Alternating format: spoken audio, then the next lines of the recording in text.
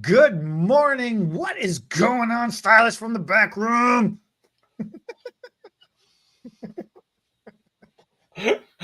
What? We are live. We We are are live. here. We are now. We've got a quiz. I am pumped. We have a great quiz I too. was I got a watching great one Arnold for you today. movies yesterday, and I'm just So we've now graduated from Stallone last week to Arnold this week. yo, Tulsa King coming up. So we're like on the 5th episode. Yeah, no, next week I'll be back to Stallone. This is what happens with weekly release episodes. You don't get to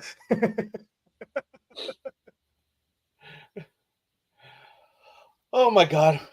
was If you watching an interview with Stallone, and they're like, "Oh, he was." They were asking one of the new actors, that are going to be in season 2, and like, how was it when Sly first called you? And he's like, "I answered the phone. Was Rocky on the phone?" right, And this is what it is, right? So it leads me to this: people will call me, or I'll call people. So everybody usually calls me with some kind of technical question, support question, something, right? And I'll help them out. I like helping people out. It's not a problem. But then sometimes I'll reach out to somebody else to follow up. Like, for example, I was helping somebody with a color correction. And then that was on their color. Their client was supposed to have come in on Tuesday. Well, Thursday came around yesterday, and I'm like, you know what? I wonder how that went. I called her. She goes, "Oh my God, you're calling me!" like I'm calling her, not she's calling me, right? It right. was so wild. It was like, "Oh my God, Eddie's calling me!" I'm like, she was so happy, so happy. I'm like, "Oh, all right, cool." It's the little things like that that just it gets you giddy. It makes you smile a little bit, you know? It doesn't. Why not? When I see your name come up on my phone, I don't smile. I know you just become so ecstatic. You don't have any expression. You don't know how to react It's like because I getting a put you in call such from a the. euphoric It, sense. it is. You're It is. welcome. It is. It is the serotonin release that comes from knowing that Eddie's on the phone. So we got a little a couple things to go over before we get to the quiz. Um, just a brief overview of what's going to go on with us on Monday. We have the definitive hair loss forum on Monday. Do we not coming up? Yeah, Monday. That's this Monday. Yeah, that's this Monday. Yep. It's gonna be fun, man. That is awesome. Can I just keep saying that over and over enough times? I Chad from love. Xenogen, Chad White is such an amazing person. Like he's an outstanding educator. That's bar none. But he's just such an amazing person. I want his calm demeanor. I want to absorb some of that calm demeanor from him, man. Like he's just I here's me like a spaz attack. All right, we need towels, we need this, we need that, we we gotta go. What time we gotta get there? Blah blah blah blah blah. I'm like, go. He's like, yeah, okay, we got towels, we got the projector, we got, we'll be there at 8 o'clock in the morning. Like it'll be fine. We'll start setting up, we'll be ready to go by 10. He's just so calm. That was the past two ABSs. You and I are losing our minds. We're putting together the booth. We're getting the classroom. Chad shows up and he's like, "Okay, all right. So what should I do? What can I do to help?" And it's like, yeah, he's awesome. He's cool. He's cool, and you guys and I always learn something from him. No matter if I'm standing in the back of a classroom, it's just amazing his skill level and the educator that he is. So yeah, if you're interested, I think we do have a couple of tickets left. I think we have one. We might have one spot left. Okay, and I that's think we have one because it's sold out. Yeah, I think we have one spot left, maybe. Yeah, either way, go to htbbeauty.com, check it out. See if it's still up there. If it is, then that's that last spot that I'm thinking of. If it's not, then put yourself up for a waiting list for next time. Yep. So, my friend, you ready for your quiz? I like the quiz. Okay. And the first one we're going to start you off with is a true or false question. Hmm. True or false? Every minute a toner is processed equals one shampoo. Oh man. Yeah, that is true. I was just teaching a class last night and we were just talking about that too. So it's funny because stylist says, "Oh, how long does your toners have to sit on for?" I said, "Well, they're not my toners." She's like, "Well, I mean, like all nutrient. How long do all nutrient toners have to sit on for?" I'm like, "They're not all nutrient toners. They're just toners. Like, it's a universal thing. It doesn't matter what brand you're using. All nutrients not going to be any better. Well, it is going to be better, but it's not going to be any different in the timing. It all is subject to the porosity of the hair and the rules of color. Color takes time to process." She's like, "Okay, all right. So all right. So we need 15, 20 minutes." I go, "Yeah, you do, unless you're running behind, then it's like 30 seconds." And the entire class, like the laughter out of all the stylists in the lab, like, they're like, finally an educator that gives it to us straight and doesn't BS us, right? I go, no, no, no. If you're running behind, then 30 seconds, and you got to pray that she never washes her hair until the next time she comes in. And they're like, what? I'm like, all right, look, every minute a toner sits on for is one shampoo. So if you only leave a toner on for 2 minutes, it's only going to last two shampoos. Now, if the person only washes their hair once a week, then it's 2 weeks, no problem. But if they go wash their hair tomorrow, and then the next day, yeah, then they call back brassy. Then what do you do when they call and they say, "Oh my God, it didn't last, it turned, blah, blah, blah." You got to think this thing's out. I go, sometimes, yeah, running behind sucks, but you got to do what you got to do, and you got to make those decisions. Now, will porosity help speed up that process and maybe 1 minute equals two shampoos?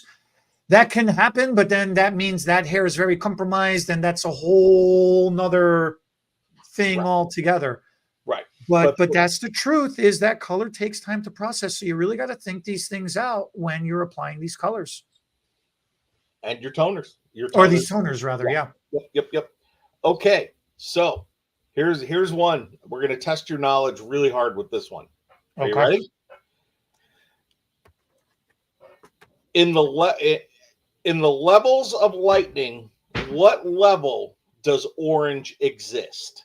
Here's your choices: level 6, level 8, level 3, or level 4.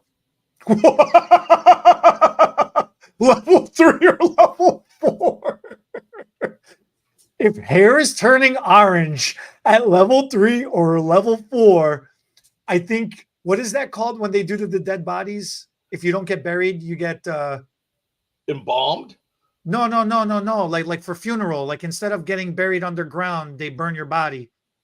Oh, you're I can't remember. You're killing me. Cremation. If you're level 3, if you're natural level 3, level 4, at the level 3, level 4, your hair is turning orange, you're being cremated, man. That's a bad day. Okay. All right, so we narrowed it down. Level 6 or level 8? I said level 8 before you even said the answers. So yeah, and level 8 was your second. Yeah, B, level 8. B, level 8. You are incorrect, sir. 6 is red. What the hell are you talking about? 6 is orange. 6 is not orange. 6 is red. Nope. 5 is red orange. Here, I'm gonna give them all to you. What? Give them all to you. You ready? You ready? Re-ask your question. Re-ask your truth. Re-ask your question. In the levels of lightning, what level does orange exist? So that's your contributing pigment. As your lightning, you go from, if you're lightning from black, okay, or dark brown, well, we can argue about that later. Level 1, level 2. You go level 3 would be brown. Level 4 would be red brown. Level 5 would be red orange. Level 6 would be orange. Level 7 would be orange yellow. Level 8 would be yellow.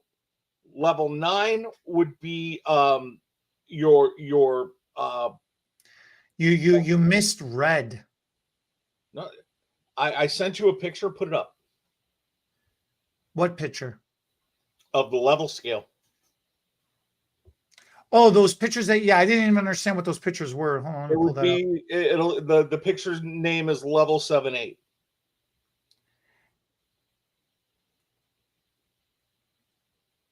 Oh, this picture. Okay, so yeah, I was looking at this picture. I didn't understand what this was. Yeah, no, that's wrong. Oh, is it? Yeah. Yellow is not the contributing pigment at level 8. Yeah, this. Well, I don't know where you got this chart from, but this chart is incorrect.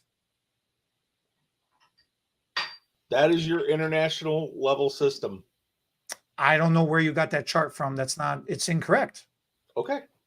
Orange is red exists in level 5. Level 4 is still red brown. That's exactly what this says. Level 5 Is red orange. is no. You can't go from red brown to red orange. You got to go through red. Look, if you're going to go from red to orange. So at some point, so if you go at the midpoint, bro, you've been highlighting for 40 years, bro. And you're not telling me you lift somebody to level 8, they're a beautiful yellow, or they're brassy as shit. Which end of 8 are you taking them off at? Because you go through that dead center, go dead center. Who cares? If you're dead center, you're still going to have a little bit of contributing. You're still going to have a little bit of contributing of that darker pigment. You got to go through me you can level. use a straight violet to tone a level 8, and you can get a beautiful blonde. Yep. You have to use a blue violet to cancel the orange. You can't use a straight violet at level 8. No way. You're going to end up with a brassy. Which takes us to our next quiz question. Okay, what's the next quiz question? I'm trying to help you. I'm trying to teach you something right now. Oh, and I need you to teach me things. I really do. Okay. I'm the one that banged my head, not you, man. Carmelita hit you with a frying pan. I don't care what anybody says. When toning to neutralize yellow-orange, what tone would you use? I just said blue-violet. Correct. You are correct. Blue-violet. Which is level 8. The contributing pigment of level 8. Okay. Level 9 is yellow, and level 10 is palest yellow. Palest yellow is definitely level 10. Level 10. Like the inside of a lemon. Yes. Yes. Then you can go straight violet with that one. You can even go titanium or platinum with that one. Exactly. If you can get somebody to level 10 nicely. Therein is the problem. Okay. I agree. Yeah. You agree that you were wrong. Okay. If you could put up picture number 8012. I don't even, maybe. The files have numbers on them. I didn't really look at these. Hold on. I know. I didn't want you really to. See if I can figure out how to do this.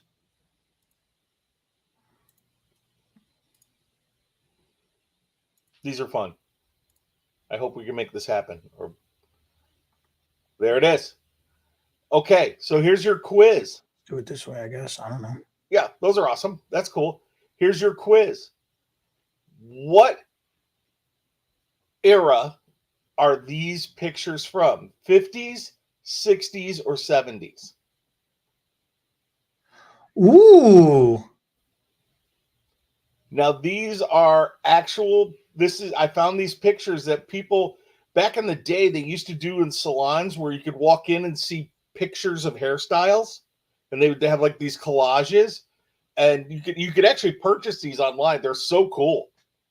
50s, 60s, or 70s?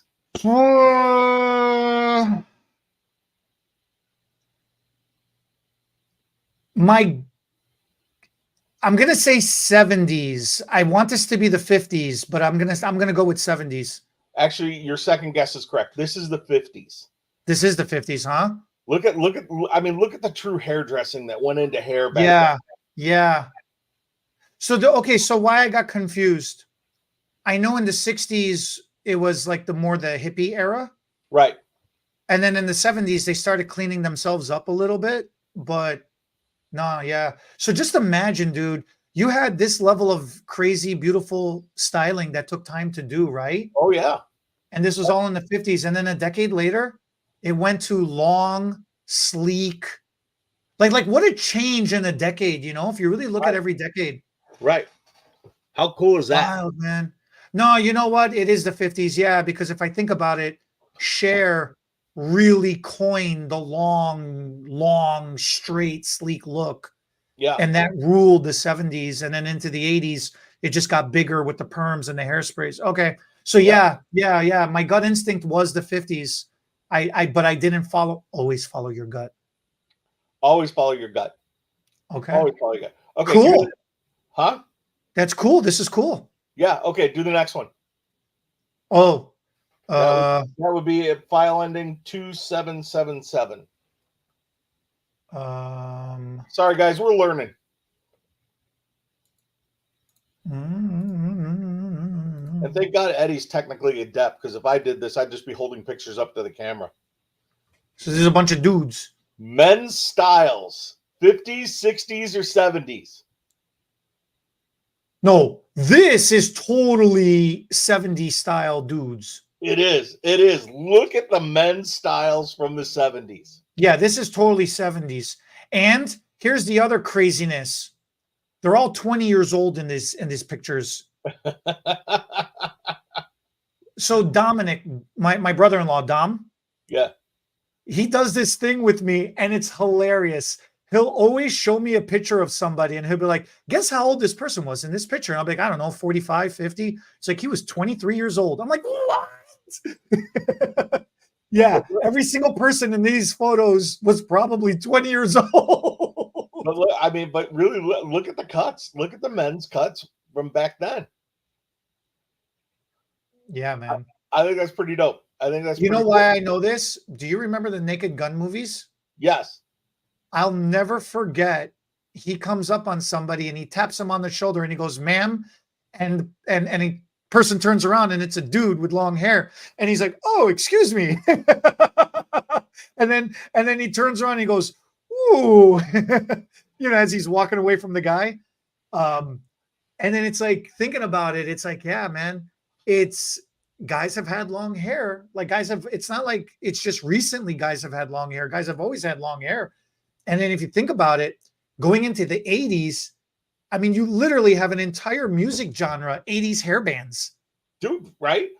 And the music is amazing, 80s hair bands. When I saw that picture, one of my favorite TV shows when I was younger was The Monkees. There was a TV show for that? Oh, yeah, for the band The Monkees? Yeah. You never saw it? I don't like monkeys, so no. Anything with monkey, I'm like, I don't even know. Okay, so it didn't even have any monkeys in it, did it? So, hold on, I forgot to turn my phone off, guys. Sorry. Yeah, that's how terrible I am. Okay, so we need to continue our toning conversation. Continuing our toning conversation? Yes, sir. Why is that the next question? No, that you're done for the day with your quiz. Whoops. Oh, okay. Because I ran into a situation last Saturday with a girl that I got a phone call. Hey, I just got my hair done at X salon and I'm blue. And I'm like, what do you mean you're blue? My highlights are blue. And she goes, my mom comes to see you. Can I just stop in? And I'm like, yeah, stop in. I can step away from my client for a minute and we'll look at it. Yeah, okay. How do I got to preface this the right way because I don't want to insult anybody because, hey, we all make mistakes. We all goof up from time to time.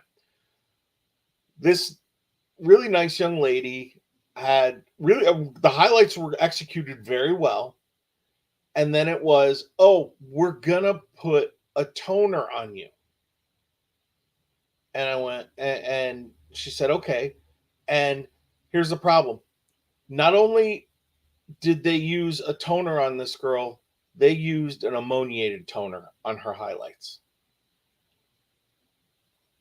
which Okay. then broke the base. So not only did the highlights grab the blue toner too. So they probably use 10 volume, you're assuming? Because you don't have history on this. I have zero history. Yeah, And yeah. girl, So we have young to girl, assume it's probably young 10 girl, volume toner. and young girl come out, and that was the next question that I asked. I said, "What did it smell like?" And she goes, "Because I'm trying to get She's like, it was kind of stinky, And I went, okay. And then looking at the hair, you can tell that the base was broken. So not only was she have bluish hued highlights, they used first off the wrong color for that. Going back to your and my discussion, a couple minutes ago, but then using an ammoniated toner on highlights where you're breaking the base, and if you're not normally breaking the base, you're adding a level of brass. It was a hot mess. I had to on Monday I went in and I had to go back in. I gave her roots, and then I had to re-highlight her and then tone her with a true demi toner, because I didn't want any more horizontal movement on that hair than we needed. So Paint a picture of the client. What was her texture, density, and porosity? Texture, as best as you know. I mean, obviously for hair is blue, her porosity is screwed, but it was medium. It was a medium texture. If she, more towards the fine side though, really. If she was actually more towards the fine side. Pin straight hair. okay. So light's gonna refract off that like crazy. Yeah. And then and then the highlights, whoosh. Was it only the new growth area? Like, was it only the first zone of her head was the blue, and then the rest of it was okay, fine? No, because whoever had been doing the highlights, like I said, they were executed well, but you could tell that she had been pulled through. They were pulling through on the highlights, and those. So she had it all throughout. Yeah. Those ends were starting to get a little exploded. So first things first, that I did was I used Carafix on her. Carafix, geez. I used the chelating shampoo on her, and I didn't want to use a chemical. So what I did is I just put a the Clarifix. You're saying the Clarifix shampoo. Look, my brain, sometimes it's a clarifying shampoo from All Nutrient, Clarifix. Yeah, I use Clarifix, lathered it up, worked it into the hair real well, put a cap on her, and I stuck her under the dryer for about 15 minutes. To restore the pH of her hair and to try to remove any radicals. Yep. Okay. And you said you rinsed it out and you stuck her on the cap? No, I left it on, and I put a cap on her, and I put her under heat for like 10 minutes. Hold on. The shampoo or the treatment? The treatment. Because there's a Clarifix treatment as well. I did the treatment. Okay, so you used the Clarifix treatment. Yes. Sorry. And then you capped it and popped her under the dryer. Yeah. And I tell you what, it pulled out about 90% of that toner.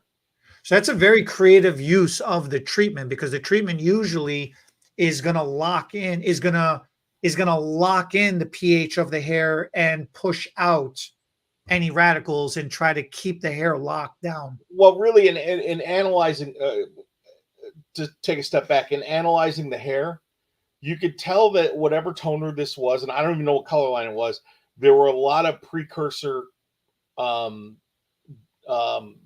pigment in it. And you could see, and you literally could see how it was just on the top of the hair. So I figured if I cranked if I got that cuticle to close all the way down, it was going to flip it out. And it did. It worked out to our advantage. No, that's what I'm saying. It's a very creative. I follow what you're saying, but I want to break it down so people can follow along the conversation, right? Right. So so it's a very creative use of the treatment. That's not normally what we would recommend for that treatment. Right. So that's awesome. This is actually really cool. Okay, this is turning out fun. Yeah. Okay. Yeah. But so 10 minutes, 15 minutes? 15 minutes. I actually did a haircut while she was under the dryer. Okay, yeah, okay. Because I was working her in between. Poor girl. I felt bad for her, She had to walk around for 48 hours with blue-orange hair. No, I mean, you are very nice that way too. So yeah, I can see this playing out. Yeah, okay. So she's under the dryer, 15 minutes. Now what? You rinse her? I rinse her. I rinse it out. And then what's it looking like in the bowl? I'm like, wow. And she goes, why? You know, she's like, because that's all I can say. I'm rinsing. I'm going, wow. And you never want to hear your hairdresser while you're laying back in the bowl go, wow. And I told her, I said, this actually is turning out better than I thought. Oh, so it did push it out. It pushed it right out. It pushed it right out. I was so happy. I think that if we didn't get on top of it as quickly as we did, you know, within before that her natural oils got back through her hair and stuff, I think we might have that would not have worked. You know, a week and a half down the line. You know, Let me stay on that thought. So Tuesday's conversation or Monday's conversation that I had, with that corrective, the stylist's go-to immediately was, I got to strip everything off. There was similar, a client had gone somewhere else, gotten her hair done, didn't like it, came to this stylist. Her immediate thought is, I got to strip everything. What's the most aggressive way to strip all of this out? And my thing was not exactly what you did, but on the same vein, similarly, was try to use what you already have there and see if you can push some of that excessive unwanted color out of the hair first before you go in and start nuking it to high hell. Stay on that thought for a minute. In your opinion, why does it matter to try to save the integrity of, when you're in a corrective situation like you were in, why does it matter to try to save the integrity of the hair as best as possible and leave, I'm going to use nuking the hair, but like going aggressive with stripping and color removing and blah, blah, blah, like full-blown corrective shotgun approach? Why is that better used as a last resort rather than the go-to? Because everybody's go-to is, I gotta strip the hair. I gotta get this out. You did the opposite. You tried to condition the hair before you tried to strip the hair. Right. Well, either way, because the healthier the hair is, the better result, first off, you're going to get with no matter what you do. Number one. Number two, stripping the hair. Stripping the hair usually ends up with a whole lot more work than you really need to do.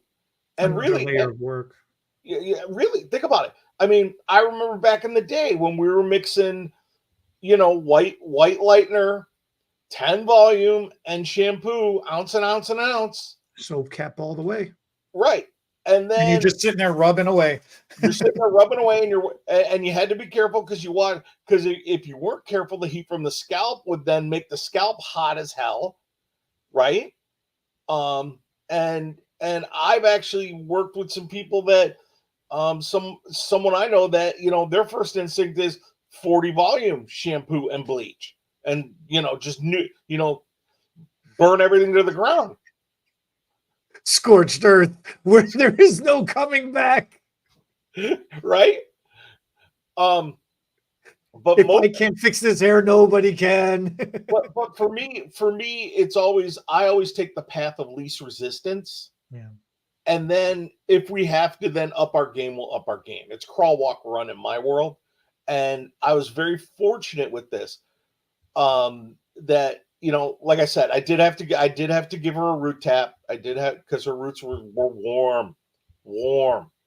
And it came out perfect. I was, every now and then you get one of those ones where you're like, wow, I really know what I'm doing.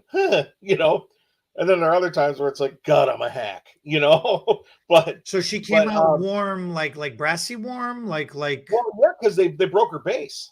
So you were able to eliminate the blue. The blue was able to completely release. The blue came out, and it was a little bluish when it was wet, but when I dried it, then it's blondie. The blue dissipated. It was actually really pretty. It was very pretty.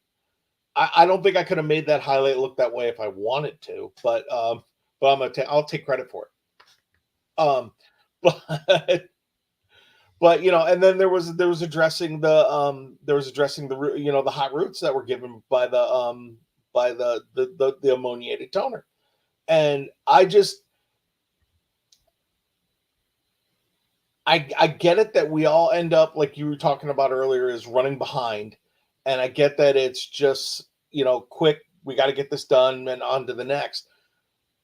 But I think that you truly, especially when it comes to toning, you have to slow yourself down for a minute, really collect your thoughts and what you're trying to accomplish.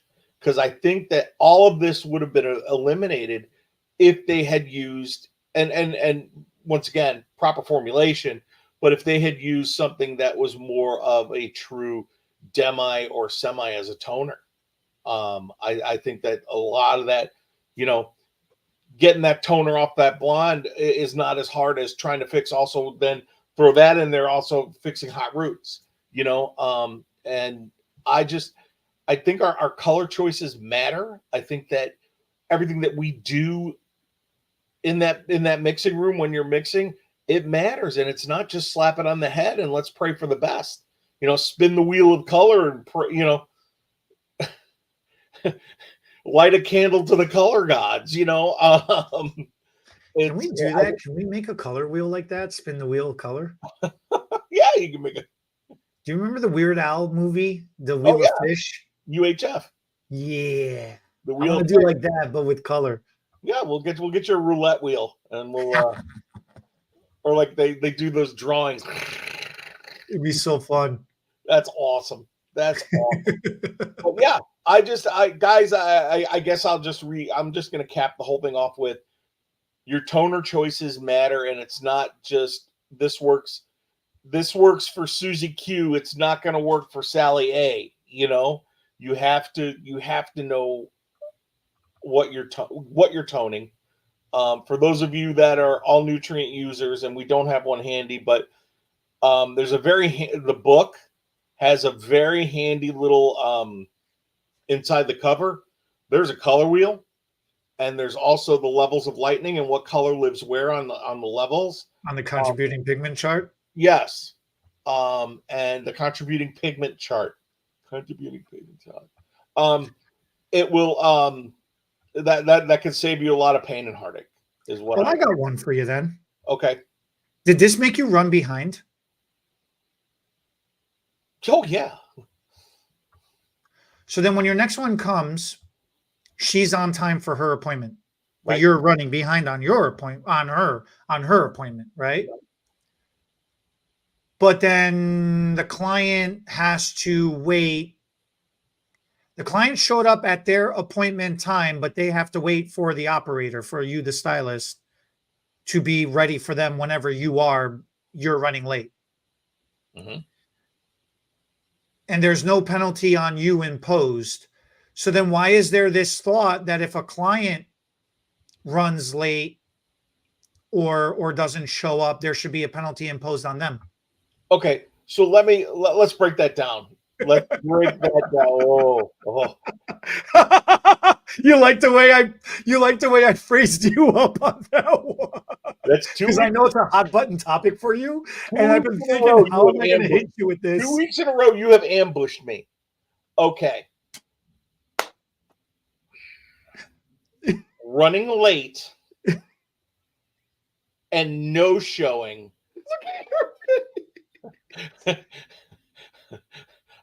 Hold on, I'm going to adjust my seat.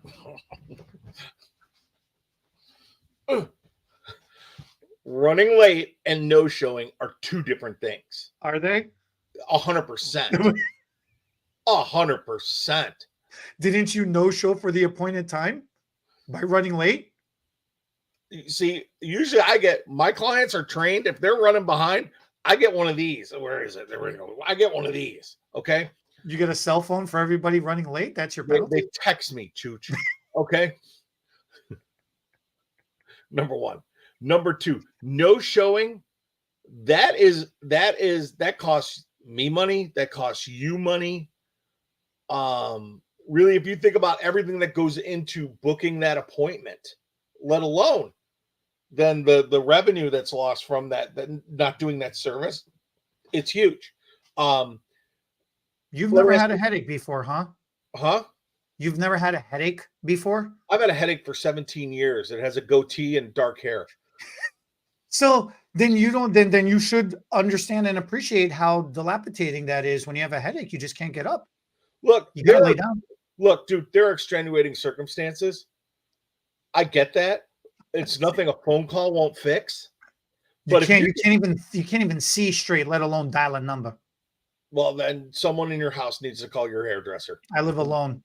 I Well, have no love. that's I have not one true. friend for 17 years who has a headache.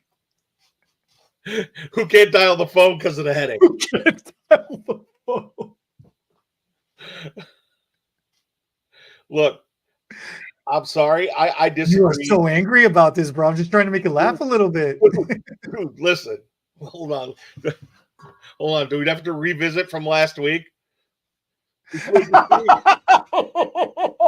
Okay, no more Arnold. This is a Sylvester Stallone weekend. We're back. Yes. Oh, Look, that's awesome. All right, look, you're turned on now like a switch. I flipped your switch. Get me. look. Being late and missing your appointment are two different things. Usually, and my big thing is yeah, I have habituals.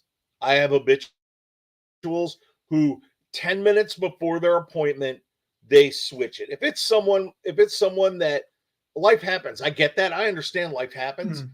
and we all get into it. But if it's one of your habituals and no, they're gonna get charged. It's on my website. I put a sign up on my station. And it's just what happens. Well, I know you don't go to the doctor often because you don't trust them. But if you miss your appointment with your doctor or you cancel before 24 hours, you get charged the appointment fee, Mm. right? I always like to draw our parallels to doctors, but so many other things. My chiropractor, anybody that you make an appointment with, and it's a matter of respect. And yeah, stuff happens. I get that. Life happens. Car accidents happens. Kids getting sick happens. All that stuff. That's cool. Just shoot me a note. Let me know. Let me know. Let your hairdresser know. Let your people know. Usually you don't get tagged, but I have habituals who it's 4 different appointments before they make it in. And that's time they've taken off my book, Okay. which Okay. I could have put somebody else in. You know what I'm saying? So you're not I don't know what's the right way how to say it. You take that cancellation policy case by case. You have to. Because it's a great topic that you're bringing up because it's something that you and I always go back and forth on. This is a topic that bothers you a lot, and we discuss it very often, and I'm always making a joke out of it to you because I know you get so worked up about it. Like dude, your blood pressure goes up, man. I can't even imagine. So I'm always trying to goof off with you because you're like, man, it really just bothers you. The disrespect, because it's disrespectful more than anything else. Well, let me throw this back at you. So, you do some awesome, amazing heads of extensions. So you got a full head extension scheduled. That's how many hours? I'm terribly quick, so it's an hour or two. Okay, It's not. I don't block off 3, 4, 5 hours like the average stylist does. okay. So on average, how much is that? How much dollar wise does that mean for you? I mean, anywhere from 3 to 600 on the low end. If it's a maintenance thing, anywhere from 8 to 1200 if it's a regular thing. Anywhere from 15 to 2000 if it's a full head. Okay, so you could go anywhere in that 2 hours. So anywhere as low as $300 to $2,000, somewhere in between. $2,000. Okay. So you're there, you're at the shop, you got your machine warming up, you're ready to go. And 10 minutes before you get the phone call. Oh, I just woke up. Can I still come in? You just woke up. Can you still? That's hilarious. Tell me you haven't had that phone call before. I've gotten that phone call, not for a hair extension appointment, no, but I have gotten that phone call for a hair color or a haircut. I have gotten that phone call before. Yes, I can get there in 25 minutes. I've gotten those phone calls. I guess let me say it this way: I am a beast when it comes to hair extension maintenance. I don't think there's anybody more strict than I am when it comes to hair extension maintenance. I don't mess around. I'll move heaven and earth to make sure that appointment is available for hair extension maintenance because it could physically cause harm to somebody's scalp, irreparable damage, let alone the psychological, toll that takes on somebody's psyche as well too. So I'm kind of biased when it comes to hair extensions. I refuse to have those. Yes, life can happen, but no, not when it comes to hair extensions. The clients that I have are very adamant and no, there is no missing the dude. You yourself yelled at me. I busted my head, and instead of going to emergency, I went to the salon, did my client, and then went to the emergency room after I was done with my client. You yelled at me. Carmelina yelled at me. Everybody yelled at me. I did not miss my clients. Even the client yelled at me.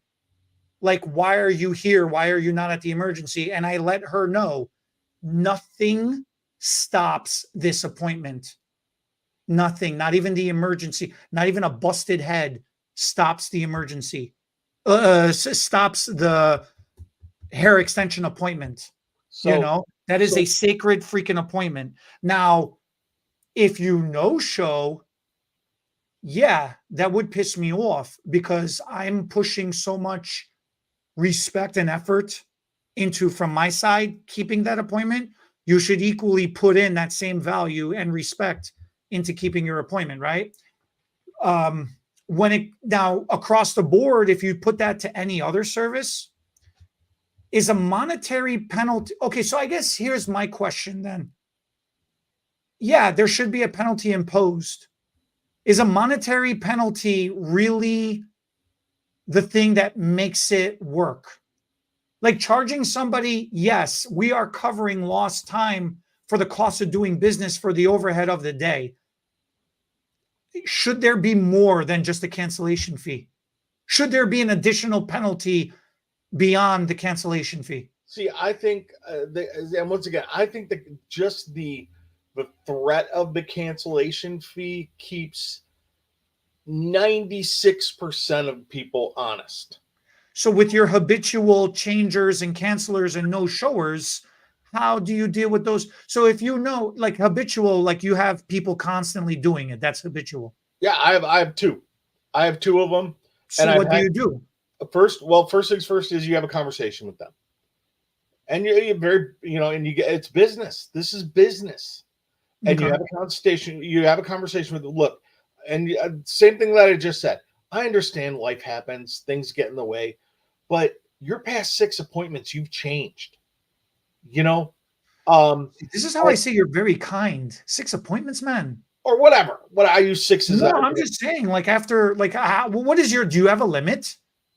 Before you have this conversation that you're talking about, do you have a limit of how many times it makes somebody habitual? I think that's such a, no, I don't have a limit. You just recognize it. You recognize the name and where they bounced all over your book. And especially now in this day and age, with most of us being computerized, you get notifications on your phone. Sally A just changed her appointment. And then with my booking software, I can go back and see every appointment and every change they've made. And I personally think, and I want to know what everybody else thinks. So you guys that are watching, put it in the comments and let us know what you think about this. But I just think that first you got to have a conversation with them. After a conversation, then you got to hit them with the charge. Somewhat, and you figure out what works best for you. 50% of the appointment time, whatever. And I think that one or two things is going to happen. People are going to go, okay, this is my hairdresser is a business person and they're running a business. Or they're going to be like, screw John, I'm going to go find someone else. And then you know what? Go destroy someone else's book. But that's fair. No, that's fair. I can't contest that. I agree with you. That's fair. Okay. When I was in the big salon, I had one lady, and she was a nightmare. She was a nightmare with her bookings, and in 30 plus years, I've only fired 3 people. And finally, I just told her, I said, it's obvious that my schedule doesn't match up to what you've got going on with what's going on. So I'm going to refer you over to someone else, but I can't have you on my schedule anymore. Oh my gosh, her head exploded. She called me more names than my ex-wife. But I guarantee you that next person that she went to, I bet you she keeps her appointments. Okay. So no, I appreciate you talking it out. I really do, because I don't run into those same issues because I'm not as nice as you are when it comes to the booking. I fire people all the time, or I'll just leave. Like if you're running late, I will physically get up and leave the salon. And it's a tactic that I do because if it's the end of my day, I'll literally go home. I don't care, because at the salon, they'll be like, oh, she's 10 minutes, she hasn't shown up yet. Maybe we should call her and see if she's running behind. I'm like, I'll wait 5 more minutes. After 15 minutes, if she's not here yet, I'm just leaving. I don't care. I'm going home. Well, or I'll be like, I'm going to go to Dunkin' Donut and get get like an apple fritter or something. Like I'm just going to leave, physically remove myself from the building. So if they show up and I'm just not there, and that's just my attitude.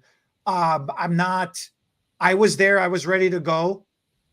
You're late with no communication whatsoever. Right now, when I am running behind schedule, which I do run behind schedule, I'll make phone calls. I'll say, hey, look, I am running behind for your 4 o'clock. I won't be ready for you till about 4:15. So don't rush. I mean, still get here, obviously, but don't rush on getting here. Right. Or if you do, I'll just, get you shampooed and you're just going to sit and wait for a minute. Like I'll at least do that heads up. So at least they see that I'm communicating with them. But I don't afford them the convenience, I guess, or the hospitality that you do. You really do. You are very nice. You are very accommodating. Well, when I was running behind on Saturday, on Monday, when I was running behind on Monday, I had 2 men's cuts back to back. So I texted both of them and I just said, hey, I'm running about 30 minutes behind. Just to let you guys know. And one of my guys texted back and said, I get back, cool, I can hit another bucket of golf balls. I mean, yeah, usually if you establish that thing with your client, they're pretty cool about it. But it's all about communication. The whole crux of this subject is communication. And if you're communicating with your hairdresser or the salon, or the salon, say, hey, I'm sitting on 294 and it's a parking lot. I'm not exactly sure. That's one thing.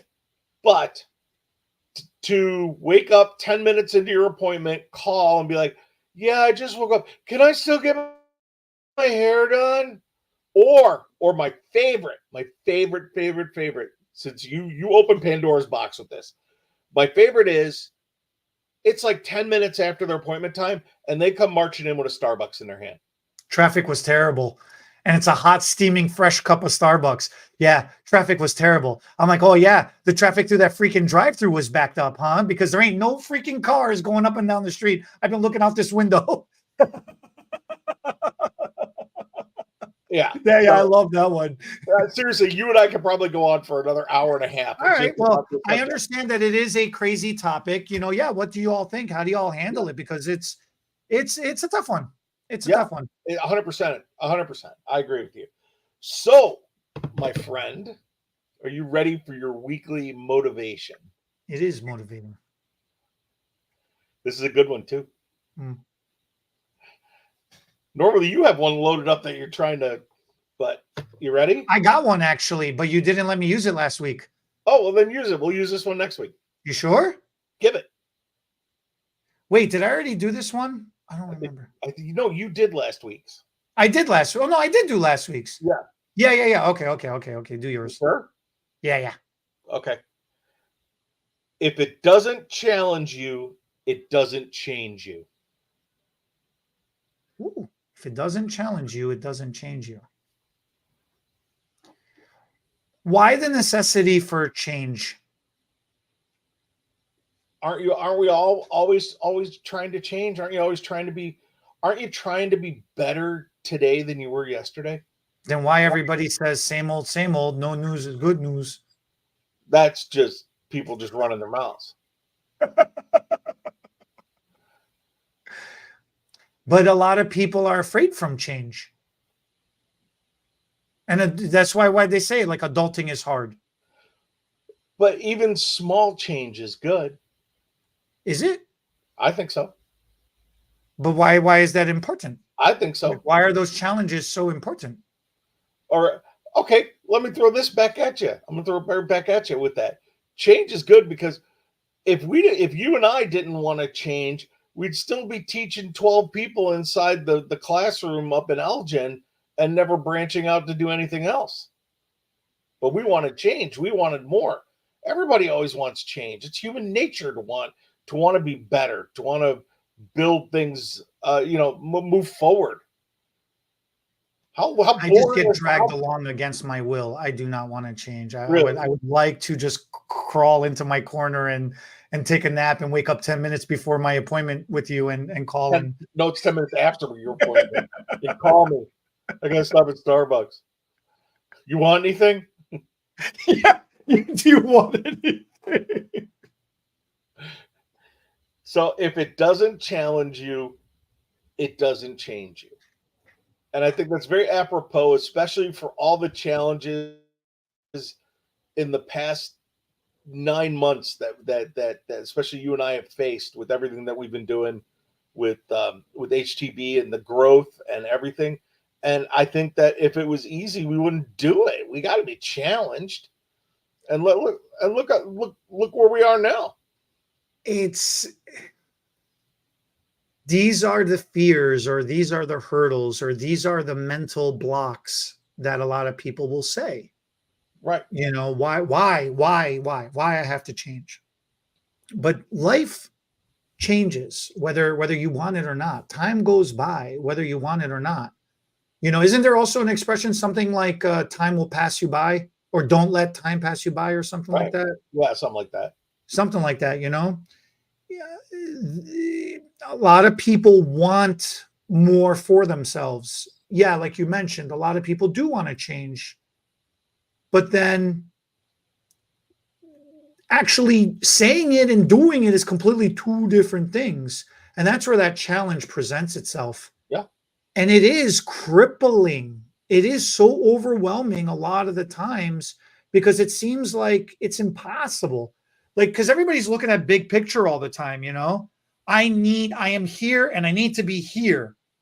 Well, what about all the little in-betweens that you got to get to in order to go from here to get to here? Right. There's a lot of in-betweens. Speaking of movie references, I'm on the movie references today. What was the Bill Murray movie with the baby steps to the elevator, baby steps down the hallway? Oh, what about Bob? What about Bob? You know, but it was goofy, it was hilarious. But it really was serious. Like that undertone really was serious as well, too. Well, I'll give you a better example. What if you had taken the first time Carmelina told you to get lost and you didn't take that as a challenge? Oh man.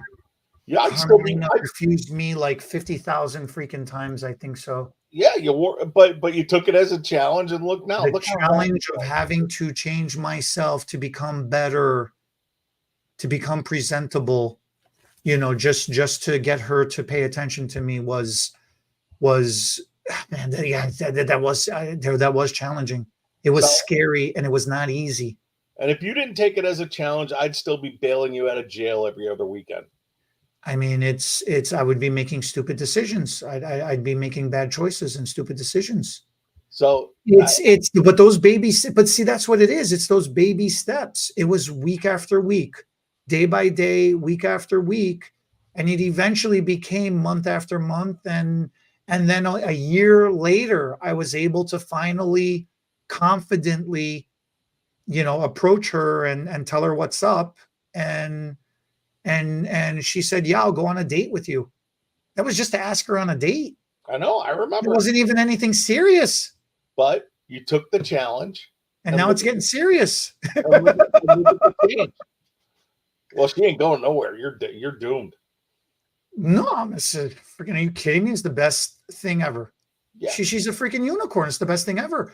But I had that goal, that achievement, that I had a purpose.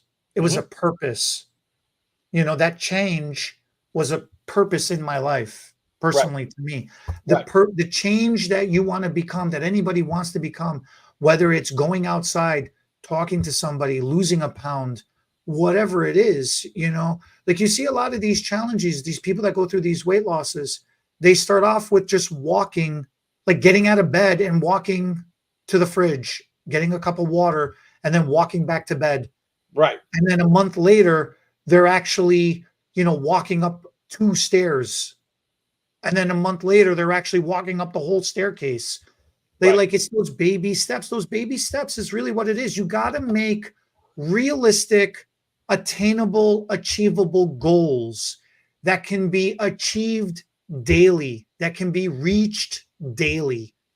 And then every day will turn into a week. And then every week will turn into a month. Every month will turn into a year. And every year will turn into a decade, and then turn into a life goal plan. Okay. So we've talked about journaling before in one of our other motivating segments that we've done. And we, oh, you know what, man, I wish I had that one handy. The chart that you put up, don't let you have the binder in there. It was the one where you were talking about, John. Can you find it real quick by chance? Which one?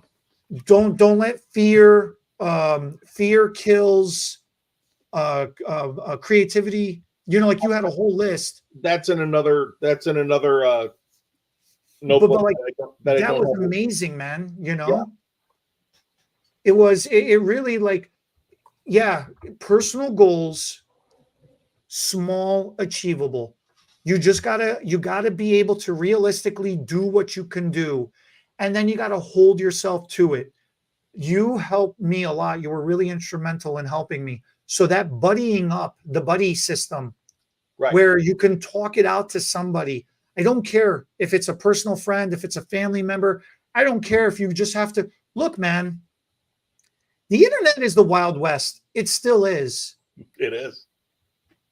But I will tell you, in this situation, if you don't have anybody in your personal life that you can buddy up with, go on social media, man.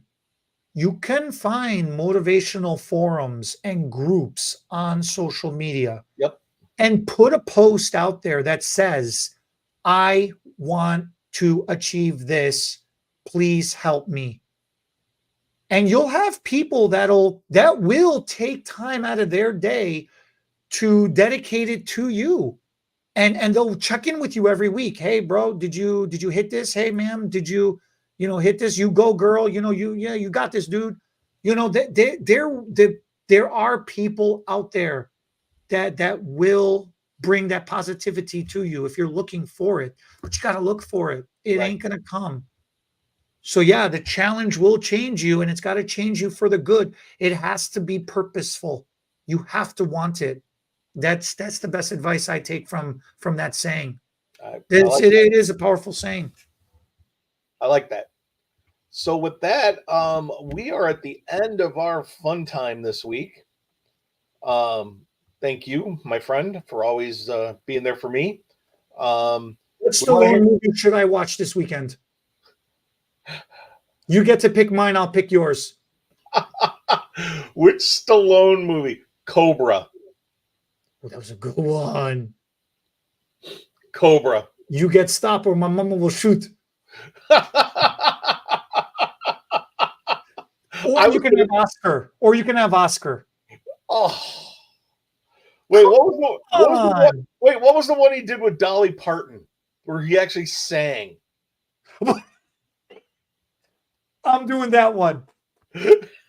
I'm gonna do both. I'm gonna do all 4. I'm gonna have a movie marathon. Oh, Carmelina gonna be so upset on Saturday. Tomorrow's gonna suck for this girl. Gonna have 6 hours of nonstop. Hey yo, Hey, yo. Guys, what is your favorite Stallone movie? What do you all like to watch? Let us know. What is your motivational challenges that you want to have change? Oh, we'll do this every week too. We'll check in with you every week and make sure you're doing your baby steps. You know, what is your thoughts on cancellation fees? If anybody that does hair color knows anything about the contributing pigment, please explain to John what level 8 is. And thank you for watching. Leave us a comment. I'm gonna kill you. I'll be back next week. Eddie will be in the hospital. The SFTB podcast was not recorded in front of a live studio audience, so thanks for joining us for today's episode. If our hair topics made you smile, give us a thumbs up. Drop your thoughts in the comments. We'll read them while waiting for our caller to process. Share this video with your stylists and friends. It helps us make a difference, one strand at a time. And don't forget to subscribe and ring that notification bell so you never miss an episode. Because your hair deserves all the latest and greatest tips.